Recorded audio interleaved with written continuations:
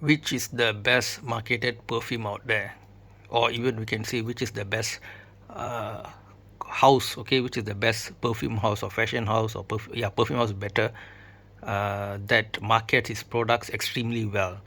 I was triggered to do this topic after a recent what do you call it, unplanned trip to the mall where one thing led to another, and due to the strong hard marketing effort done by a particular house, which went down until the level of opening notes, right, from the what do you call it, product stand, which was humongous. Okay, they literally took over the main podium of the mall. They weren't doing like half-hearted job of, you know, like taking a corner this side or that side, which is often the case. But they just went all out for it. They put in lots of salespeople. They just like really spent money on that, and they gave a decent discount. Okay, it was a new product. They had a famous actor, what's his name, one of the Chris's who act the what's his name, Thor, what was the Chris Hemsworth, right? Yeah. So I think by now you might be able to guess the perfume. If not, do think about it. It's a 2022 launch. And after seeing that, but the question in my heart was that, of course, they had to pump in money and spend money to do all that. So I'm not sure how much actual profit would they get from the effort. But of course, it's subject to argument. If they had a very good deal from the mall for the platform that they rented, if, for example, Chris Hemsworth, maybe they already booked him at the very beginning of the launch of the perfume itself, so that might be a non-issue. Okay, they just have to put his posters everywhere along with the perfume, and also they give the discount on the perfume itself. So it is conceivable that maybe they manufacture a lot of it expecting big sales, but it didn't really come through, and they have to clear the stock. That could be a reason, because otherwise, why give a big discount, right? They can just give a like small, you know, I don't know, 5% discount, or throw in some extra free gift or what. But they did give a reasonable discount. How much was it? Let me offhand think about it. It was about $112. The normal price is about $112, and it came up to, I think, about 80 US dollars, more or less. That's how much the price sort of went down. Okay, but to digress, let's come back to about the marketing and interesting ways different companies use marketing efforts. And of course, our belief is always that if they pour 90% of the money into making damn good perfumes, with a bit of marketing here and there, they would get what they need to get. But it's just that it will take time, you see, and then whether the house can sustain itself financially while so-called waiting for all that natural word of mouth to happen. So I just taken some houses examples. So if you see here, the gold Paco Rabanne. So what strategy do you think they are using? I noticed that for a long time Paco Rabanne like to really embellish its bottles, right? They've got the robot one, which is one of the very recent released by them, and then they've got the trophy, the cup, right, dumbbells and whatnot. So they always come up with very interesting bottles. They pour some energy into the bottle, so those number one, people will be drawn to them. Like I'm not gonna lie, this gold does have a certain, you know, attraction to it. You know, from ancient times, people are always attracted to gold. Gold symbolizes positivity, wealth, and all these good things in life. So for if you want to go out for some fun, you know, night out and all that, you want to feel the oomph. You see the bottle, the gold itself, you're already getting the bling bling feel, right? So yeah, so there is some how to say, some so-called justifications, especially those who are not into perfumes. They're just walking down the mall, and these kind of bottles might like attract them to, hey, let me check that out, what's that, it looks cool, you know. And then you smell, then you're like, oh, okay, all right. Then comes the opening note and all that. But the problem comes the dry down. So that's the issue. Lots of people, they are so busy trying to sell their product that they let things down in the dry down. This is just like all the car companies, where their product marketing is awesome, but the after sales service is what really is a headache for the customer. Okay, so Paco Rabanne strategy basically pretty much bottles. Okay, and then these are more 90s babies here. Issey Miyake is a legend, right? Love to say. And then we got the Acqua di Gio by Giorgio Armani, 90s time. So if there are any senior people out there who know how it was back then, can share. But what I know is that back in the day, didn't have this kind of extreme grand marketing stunts. It was more muted. Maybe some magazine one pages, and sometimes they will also put some of the perfume samples on the magazine paper. And I think I got besotted by Havana by Aramis, one of my very early loves of perfumes, which I think I was quite young. I think I got my dad to get it or something like that, or did I buy it myself? Yeah, it was very beautiful, and I got it from a magazine. So those are more traditional kind of marketing, right? And but even now, I don't see any humongous effort of marketing from them. Maybe it's different in your geography. They do some simple stuff, here and there. But I think their brand name is strong enough to have reasonable sales, anyways, right? Okay. Now, what other houses we have? Of course, here obviously Blue de Chanel. Chanel house is a very upper class fashion house, so they don't have a need for extreme marketing. Their style is not to release a flanker every other month. Okay, so I respect them for that, and I think its customers respect them for that. So maybe that itself is a kind of a marketing. That means we bring well thought out quality products which has a certain price point. We don't simply offer discounts. So I hope, or the company says, I hope that my clients appreciate that and continue to support me, right? So that's like a very subtle play there. That's the way I see that. By Chanel, and they do pioneer a lot of things. Even the blue wave and all that, right? They are kind of pioneers. What they do. And then we've got Hermes, which is like a bit of a out there. They I like that they take risks. They sometimes they just they like go forge their own path. Okay, they go in their own way, and maybe you can say they're a bit more arrogant, as it were, than Chanel. Meaning, the more marketing you do, the more you're coming down to the people, right? To sort of put your product out there. So the less you do that, that sort of implies, intentionally or not, that you are a bit more of a bit more of a snob, a bit more of a blue blood, a bit more of a but usually if that is accompanied by those other virtues, for example, high quality product, well thought out product, and risk taking, trying out new combinations, then so this H24, although it's like very controversial, I do admit that they've done some new, they try to give it a twist, a metallic vibe and all these kind of things. But if they had gone out a bit stronger, the longevity and projection, that would have maybe made this H24 released by Hermes a bit more, how to say, a bit more successful. But yeah, Hermes, I don't see them getting an A plus in marketing, definitely, right? And then we got another group of or another category, which is niche brands, where their strategy is they go for quality. This is what perfume is supposed to be, actually, right? The perfumes are supposed to have good longevity and projection, generally speaking. Okay, but due to marketing costs, and then just increased profiteering, cost cutting, the perfume companies found ways to sort of, the so-called normal ones are all diluted now. They try to bring out 10 flankers, calling them intense, calling them sport, calling them eau de parfum, elixir, God knows what. So from one concentration, they try to make 10 concentration and make more money out of that. Okay. The thing that we like about niche brands is that they try not to do that. They don't have a need to do that because their whole concept is different, right? I'm not sure in the context of shareholders and all that whether that kind of size and all that precludes such behavior, but sometimes you're more of like a cottage industry or a small and medium industry, and you have a reasonable amount of profit and you're satisfied with that, then that could be a nice little thing for everybody, actually, because you get good quality perfume, you get a decent price, there's not so much of marketing involved, there's a lot of word of mouth. So but the worry is that once they get bigger and bigger, and then they got to pump more money into their factories and all these kind of thing, then they'll sort of devolve into the other mainstream stuff, right? So Mansera and Montal is supposed to be like sister concerns, and Mansera, we prefer the bottle usually more robust. So they produce relatively good quality, reasonably priced. Reasonably means not cheap, but reasonably priced for what it is, products which we usually support, because whether we like the smell or not, we can see that it's strong, it lasts long for the most part. They are not wasting so much of time on fancy bottles, so excessive marketing. The money goes to the juice. Okay, so there are a bunch of niche houses out there, but Mansera is relatively more well known of them, and so there is definitely a role for them, for the customers to sort of give them a chance, as it were, right? But it's just that you might not find them in all kinds of malls, but with the advent of all this internet, online shopping and all that, you can try to find ways. Maybe if they have a sampler set or something, you can maybe just get small size ones, test it out what you like, and then get it, right?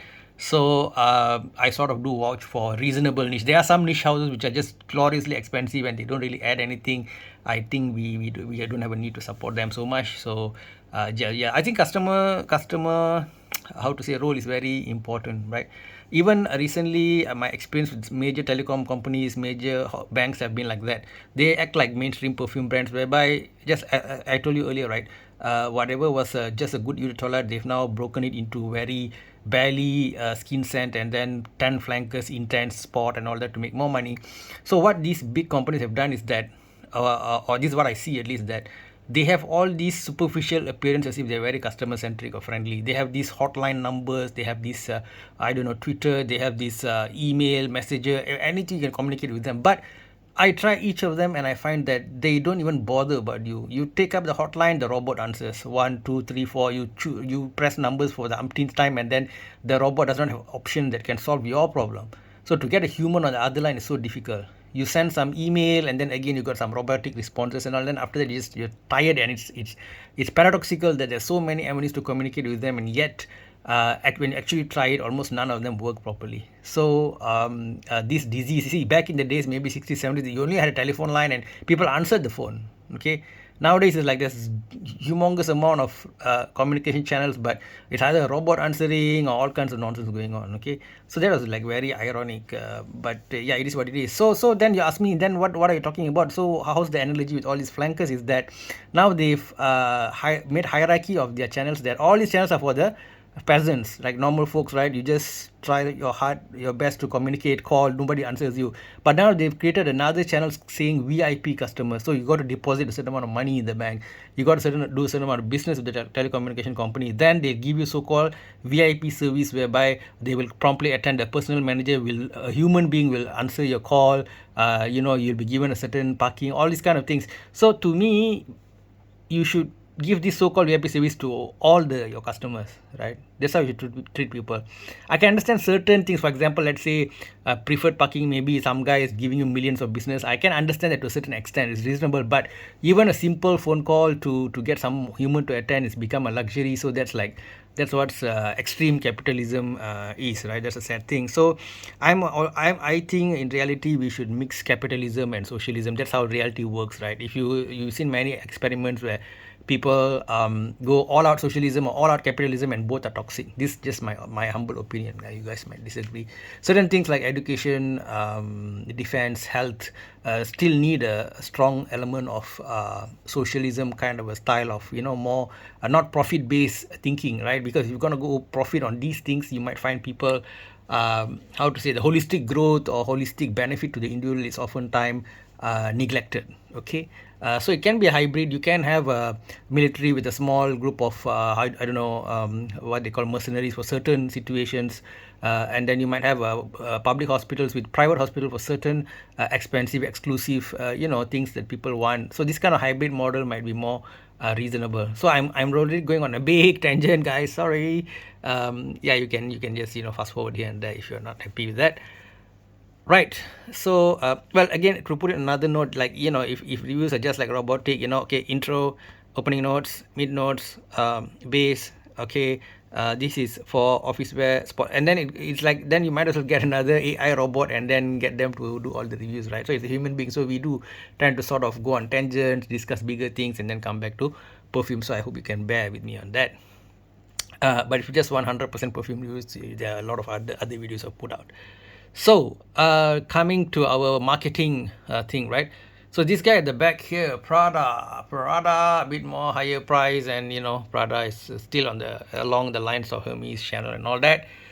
They also have a marketing a bit something like Aqua Digi, I would say. They usually take a corner and they'll put a bit of what was it, Jack Gyllenhaal.